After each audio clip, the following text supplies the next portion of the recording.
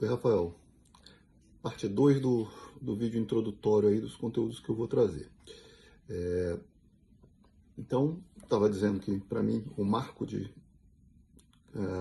criação, digamos assim, da igreja cristã é a destruição de Jerusalém em 135, pelo Império Romano.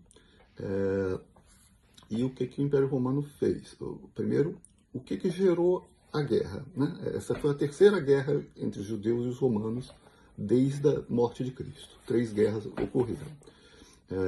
Essa terceira guerra, e foi a guerra final, Jerusalém é destruída, o templo já tinha sido destruído. Agora, Jerusalém é destruída. Por quê? O que foi o estopim dessa terceira guerra que ocorreu no período de 132 a 135 depois de Cristo? Estopim foi a proibição de circuncisão. Tá? Então, a circuncisão foi proibida pelo Império Romano. Até então, o Império Romano tinha uma convivência, digamos assim, com a religião dos judeus.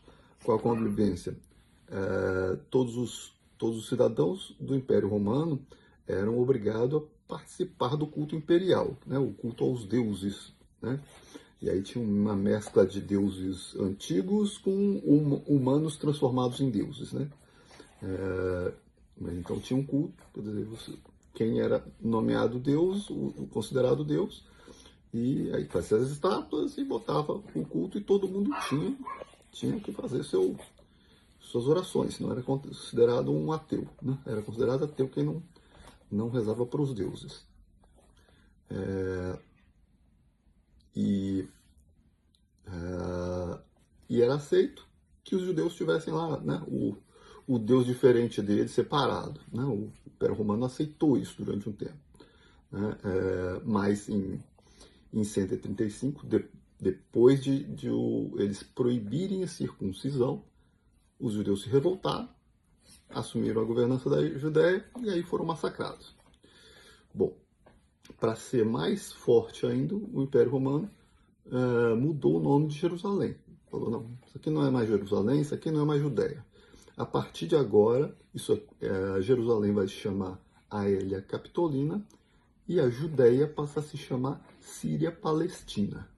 Certo? Então o nome Síria-Palestina foi dado ao final, né, da conquista romana que ocorreu em 135 depois de Cristo. Ponto. Acabou a história de judeu aqui. O Império Romano tomou conta de Jerusalém, tomou conta da Judéia, expulsou os judeus daqui. A história do povo de Deus, aquele povo daquele Deus, Deus sem imagens, acaba dentro do Império Romano. Expulsaram os judeus. Os judeus vão ter que se reagrupar, né? As pessoas formam comunidades no norte da Europa, chamadas Askenazi, formam outra comunidade lá no cantinho, lá na Ibéria, né? Na Península Ibérica, lá, a atual Espanha e Portugal, os chamados judeus sefarditas. Então eles vão para esses cantos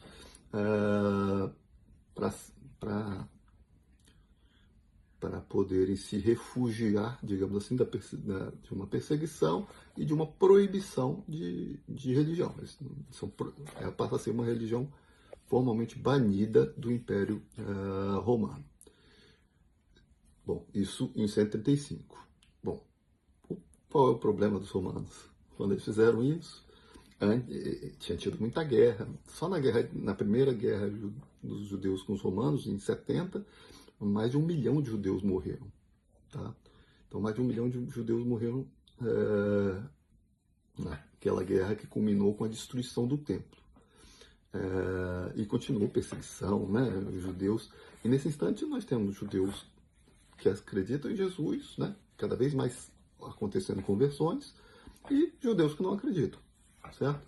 Mas são todos judeus, porque os outros judeus acreditam em Deus, no Deus, né? Ou seja, acreditam no Deus de Israel. Então, em 135, isso tudo acontece. Jerusalém não é mais Jerusalém, Judeia não é mais Judeia, criou-se a Palestina. Então, Palestina, Síria-Palestina nasce ali, e os judeus são banidos. Qual o problema? quem viu isso acontecendo. Os cidadãos do Império Romano se encantou com aquele novo Deus, certo? Se encantou com aquele Deus. Então a semente plantada vai germinar, né? Ela vai continuar germinando. Então tudo que os apóstolos tinham pregado, né, e seus sucessores tinham pregado nesse período, tinha germinado, e na população do Império tem muito coraçãozinho convertido e buscando aquele Deus diferente, o Deus de Israel.